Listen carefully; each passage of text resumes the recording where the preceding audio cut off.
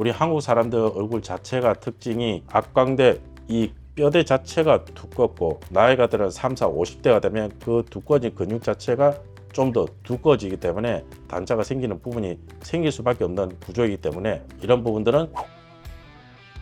안녕하세요, K엔젤 성형외과 원장 권영석입니다. 오늘은 누미 지방 재배치를 할 때 우리가 환자분에 따라서 약간의 차이는 날 수 있다는 그 부분에 대해서는 조금 말씀드리는 시간을 가지도록 하겠습니다. 볼록하고 꺼진 부분의 개선이라든지 다크서클의 개선이 목적이기 때문에 당연히 환자분들하고 상담할 때 지방이 얼마만큼 돌출되어 있는지, 지방의 양이 많은지 그 부분 당연히 체크해야 되고, 눈물 고랑이 얼마나 깊고 진한지도 물론 당연히 생각해야 되고, 개인적으로 가지고 있는 색소가 얼만큼 있는지 그 부분에 대해서는 이제 기본적으로 이제 참고하고 들어가야 될 것 같고, 지방이 많은 경우는 사실은 저희들이 수술하면서 지방을 정리하고 들어가면은 간단히 해결되기 때문에 지방이 많은 경우는 사실은 크게 문제가 되지는 않는다고 봅니다. 지방이 작은데 눈물 고랑이라는 인대가 타이트해서 이 눈물 고랑이 짙은 경우는 지방 이식만으로 하기는 경우도 있긴 하지만 볼륨을 채우는 것만으로는 근본적인 해결이 되지 않다고 생각하기 때문에 눈밑 지방 재배치라는 게 기본 베이스가 돼야 된다고 생각합니다. 그것뿐만 아니라 우리 색소라는 부분도 조금 고민해야 되는데, 눈밑 지방 재배치를 하면은 다크서클이 당연히 좋아집니다. 그렇지만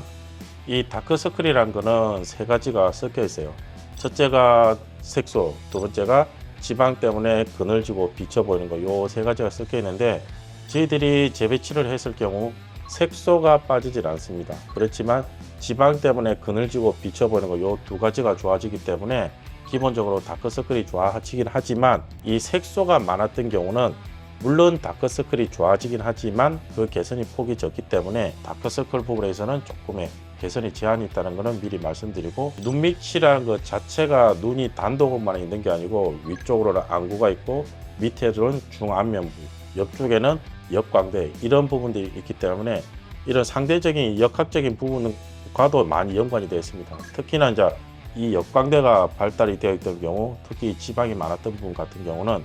눈밑 지방이 있고 역광대가 이렇게 불룩하게 있었는데 앞에 있던 지방이 이렇게 개선이 되고 나면 수술하기 전에는 광대가 없었는데 하고 나니까 광대가 생겼다, 이렇게 말씀한 부분들이죠. 하지만 이게 상대적으로 광대가 더 생긴 건 아니고 앞쪽 부분이 개선이 되다 보니까 상대적으로 이 부분이 도드라지는 부분이 있기 때문에 이런 부분들에 있어서도 환자분한테 충분히 이런 부분들 말씀드리고 진행하는 게 맞고, 돌출한 게 같은 경우는 재배치를 하나 하고 나면 편편해지긴 하죠, 물론. 그렇지만 안구가 돌출되어 있기 때문에 우리 빛에 의해서 그림자가 돌출인 경우 좀 더 많이 생기기 때문에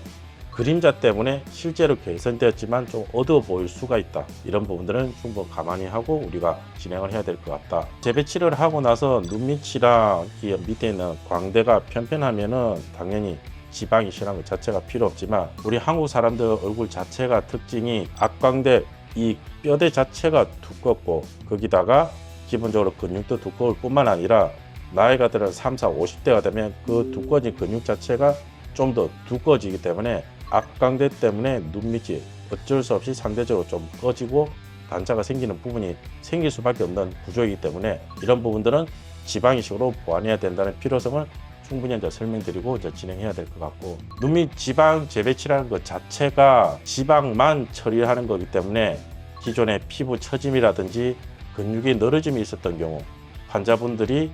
흉터가 생기는 게 싫어서 재배치만 했던 경우는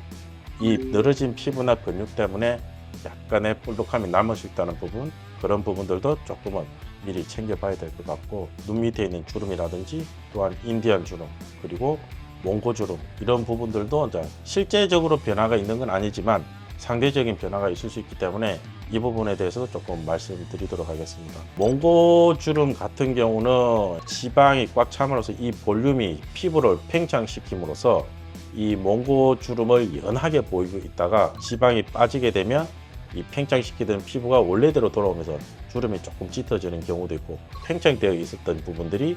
없어지니까 표정주름이라든지 이런 부분들은 조금 더 진해지는 경향이 있긴 하지만, 그러나 전체적인 인상이 좀 더 밝아지고 어려 보이는 이러한 큰 그림을 본다 그러면 그런 부분들은 조금은 감안해 주셔야 될 것 같습니다. 인디안 주름에도 상대적으로 이제 도드라지는 경우가 있는데 이런 부분들 미리 환자분들한테 말씀드리는 경우가 많고, 반면에 애교살 같은 경우는 이 애교살이 줄어들거나 없어지는 경우는 절대 없기 때문에 환자분들에게 오히려 이런 부분에 대해서는 최소한 비슷하거나 아니면 무조건 또렷해진다고 말씀드리기 때문에 애교살 부분은 확실히 자신 있게 조금 더 개선된다고 말씀드릴 수 있을 것 같습니다. 오늘은 눈밑 지방 재배치를 하면서 이제 모든 사람이 가지고 있는 조건이 다르기 때문에 나오는 결과도 조금씩은 다르다는 부분에 대해서 좀 설명을 가지는 시간을 가졌고, 눈밑 지방 때문에 고민이 많으신 분들은 얼굴의 특성에 맞춰서 상담을 해드리고 고민을 풀어드릴 수 있을 것 같습니다. K&L 성형외과 원장 권동석이었습니다.